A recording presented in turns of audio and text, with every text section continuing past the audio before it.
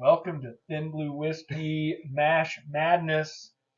We are moving on in the old brackets here. What we're doing is we're running through all of our first round games, and so far we've done what? I don't Four? know. I've been drinking. We got 1792 Bottle and Bond Yeah. versus Early Times. Yeah, Eda Bottle and Bond, Knob Creek 12. yeah. Maker's Mark FAE 01, which one? Yeah. Write it down, sir.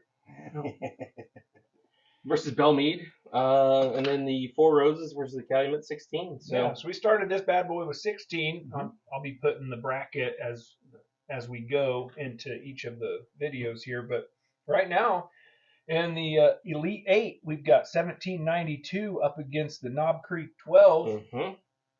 That might be That interesting. might be a good one. That's going to be, yeah. Maker's Mark FAE 01 versus the Four Roses Small Batch Select. Yeah.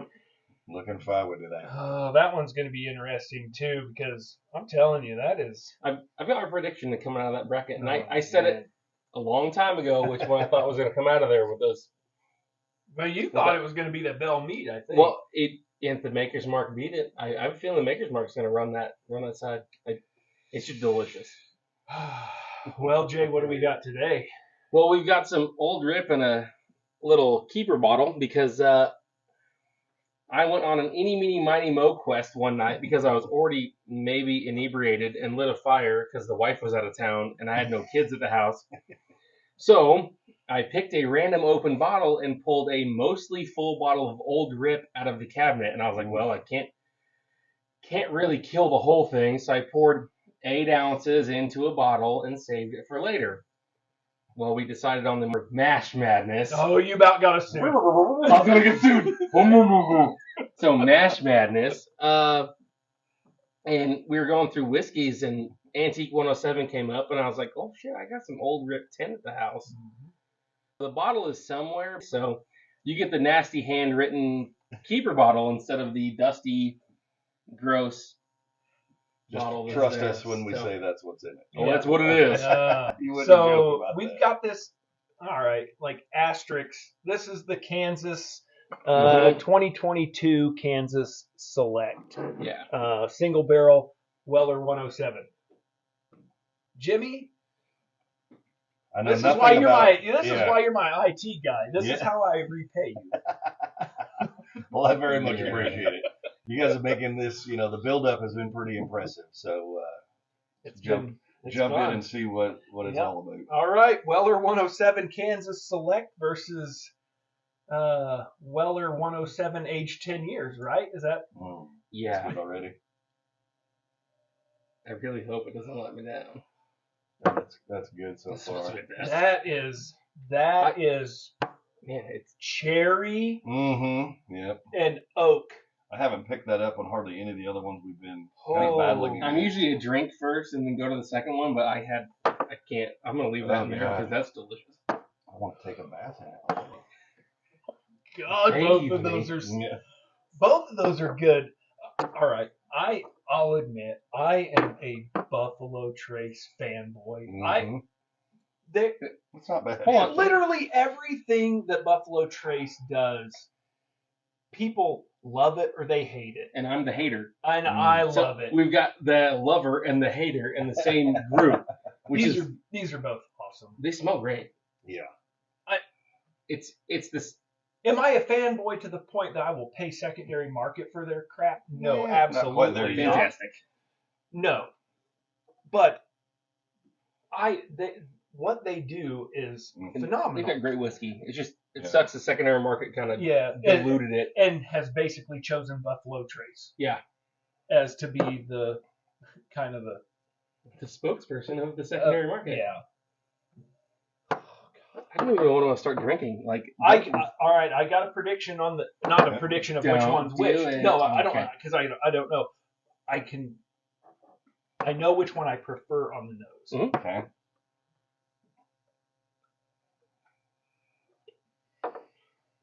Boy, this is tough. God, man, that's good. Remember when I said that these are like the same whiskey, but one's aged 10 years and one's not? Yep. That's a tough game, isn't it?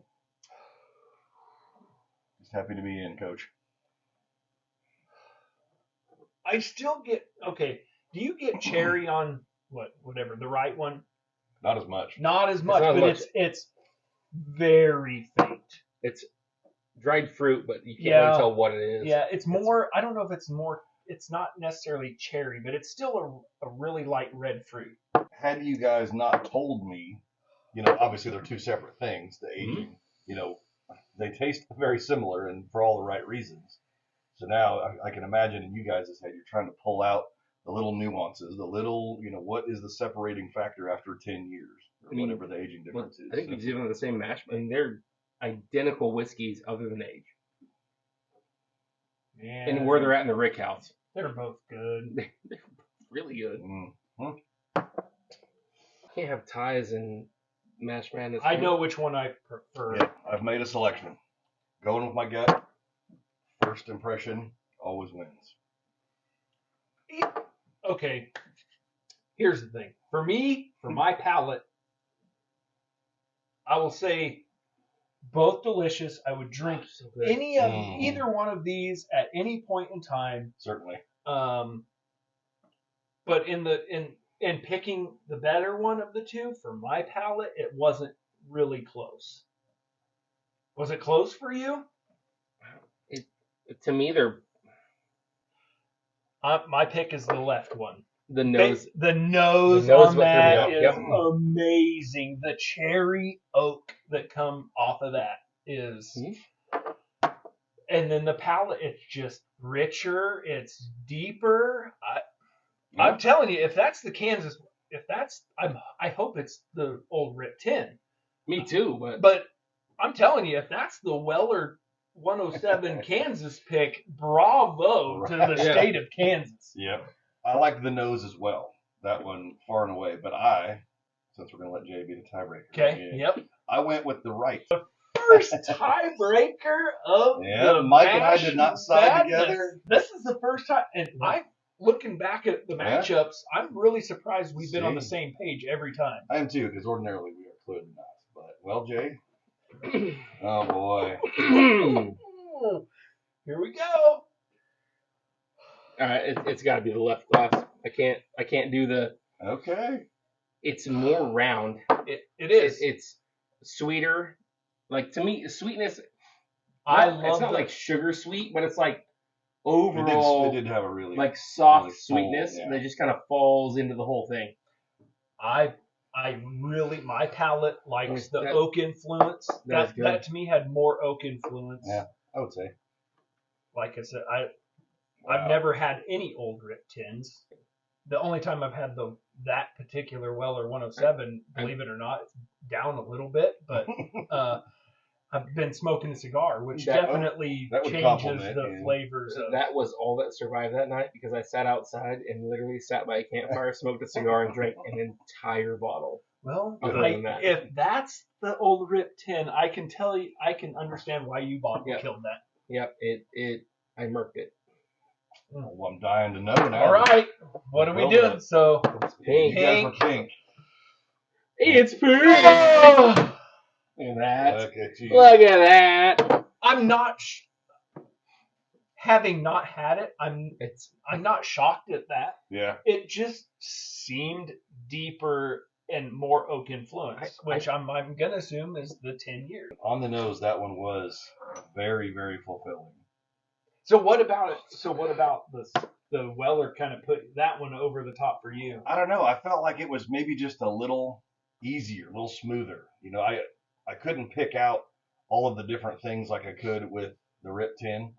So, and for me, again, maybe a smoother blend, a little less complicated. It's a tremendous pour, Smelling empty. Yeah. It smells exactly like it's so hard to tell apart now. A little fucky now that we've kind of gone through it, but I wouldn't change my smell decision. these and not tell the difference. I wouldn't change my play, but man, fantastic. I think I know.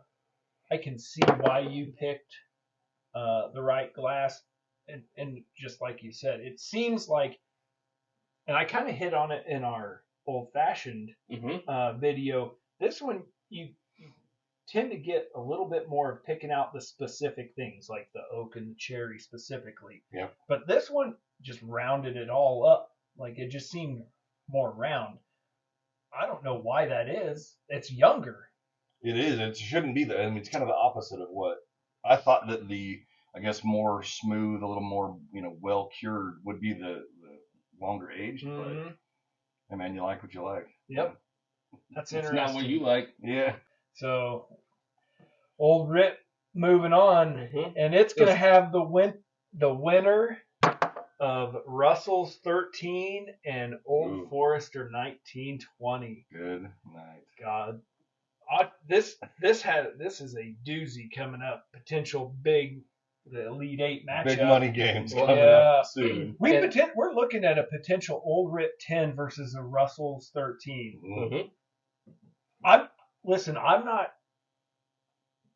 If that's another 5-12 upset, it'd be worse than a 5-12. I think if Old Forester 1920 upsets Russell's 13. On the shelf everywhere, 1920 Mm. takes on a Russell's 13. That's like a 215.